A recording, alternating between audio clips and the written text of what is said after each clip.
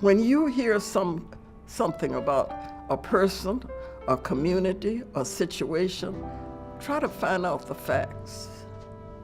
And if you find out the facts is something that you think is wrong, then be willing to do something about it. Sitting and complaining to somebody else is not going to help it. You've got to be willing to get up and take a stand when you see a wrong being done. I was born in Arkansas, but my family moved to Louisiana when I was like 1 year old. Monroe, Louisiana was a place. My grandfather was there, so that was one of the reasons my family moved to Louisiana. My grandfather was a farmer. He lived out on a farm and he had his own farm. My dad worked as a laborer for the gas company. I have 4 sisters.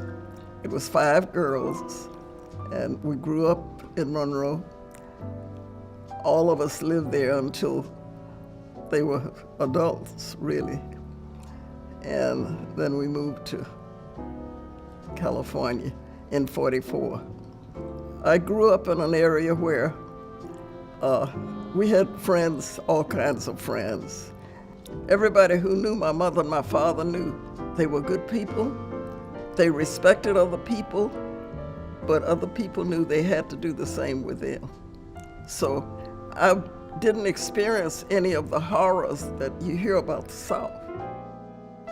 I came out to California. I had 2 sisters living here, and I came out to visit them. When I came out to visit them, my dad and mom had paid for their property. They had a house and 3 lots, and they had paid for their property, and my dad went to the courthouse to get the deeds. And they told him he couldn't get the deeds. They'd give him a copy, but they kept the original in the courthouse. It made my father so angry, he said, if I can pay for my property and I can't have my deeds when I'm ready, I don't need to be here. So he called me, who was out here visiting my sisters, and said, go and look for a place to buy. Well, I found that it wasn't the dream city that I had heard because minorities couldn't buy west of Maine at that time in 42 and 44. They couldn't buy a house west of Maine.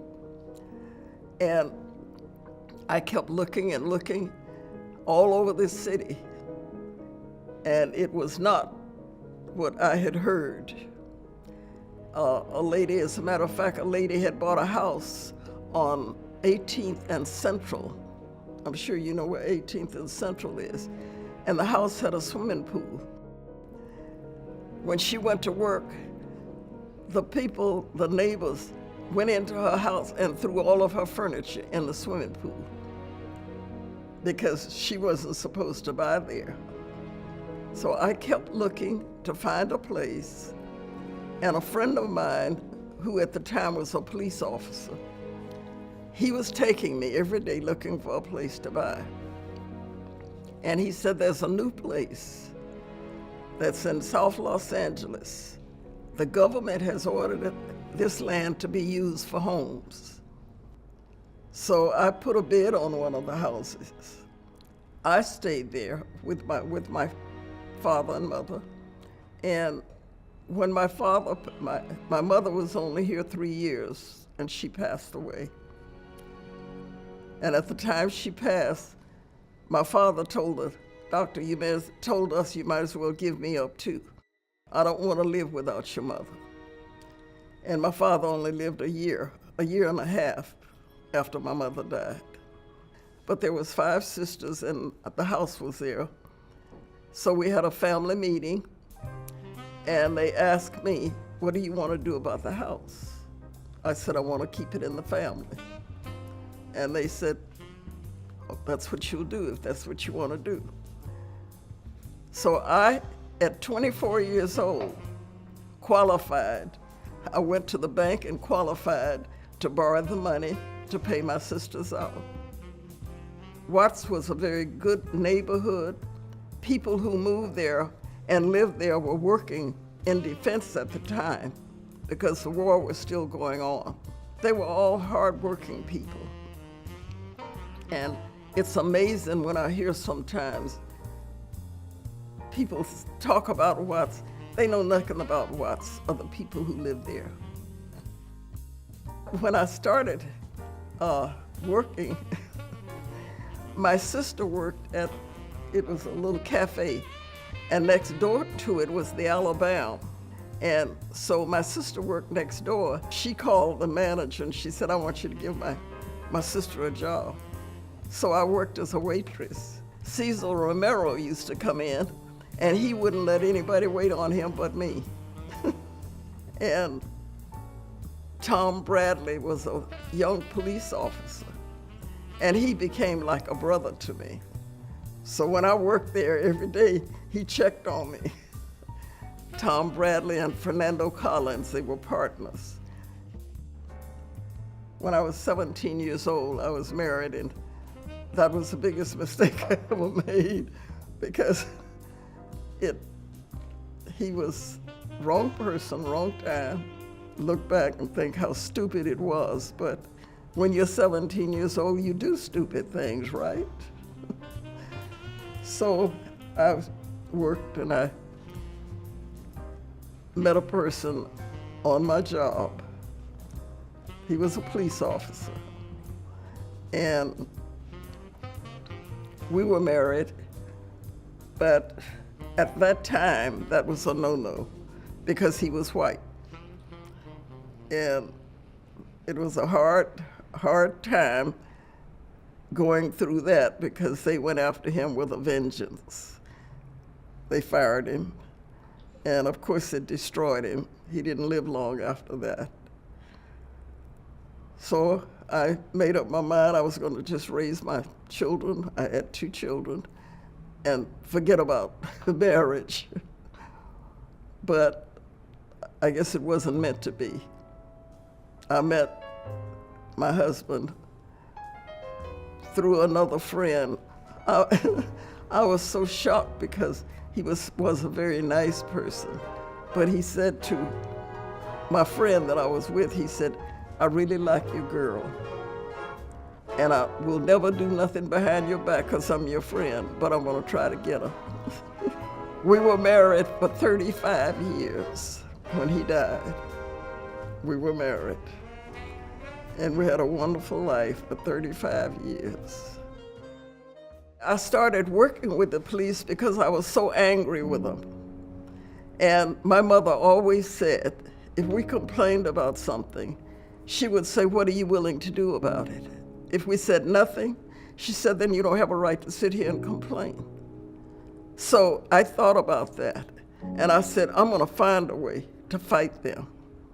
So I did. I started working with them. I volunteered at the police station. And they all fell in love with me as a person. They looked out for me, they treated me with, and I was documenting everything they were doing. And as a matter of fact, when William Parker was chief, everybody was saying, that he was such a racist. And I called his office and I made an appointment. I got an appointment to go down to see him. And I went in his office and I told him, I said, Chief, I'm here because everybody says you're a racist. You don't like black people. That's your business. I don't care whether you like black people or not. What I'm here for is I am a black woman in a black community. You're the chief of police. I want to know what you're going to do to work with some of the stuff that's going on in my community. And I never will forget the look on his face. It was one of total, he couldn't believe I was sitting in his office telling him that. But he looked at me and he said, you're right. I am the chief of police. And I give you my word. I will work with your community. And the man did make a lot of changes. The people don't even know about. He did a lot of things to change LAPD.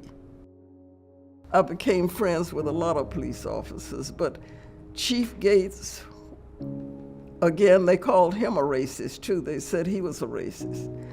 And I didn't know him, but I met him on purpose, and we became friends for 30 years. He came to me one day and he said to me, he said, Ozie, I want to ask a favor of you. And I said, what is it? He said, I want you to do some sensitivity training for my officers. I said, well, Chief, I'm sorry. I'm not qualified. I'm not a teacher. He said, yes, you are. You taught me, and that's what I want you to teach my men. And he was serious. He kept calling me, so I did.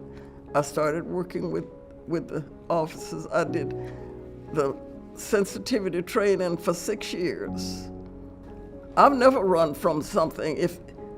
As a matter of fact, I've worked 30 years with the police, but I've probably reported more police officers than the average person. Because when they're wrong, they're wrong. I don't care who they are. And I will report them, because that's the only way you're going to change it. If a policeman does right, I think you should be just as quick to acknowledge that. I think people need to be more honest, even with the police. Tom Bradley was running again for mayor, and another guy was running against him.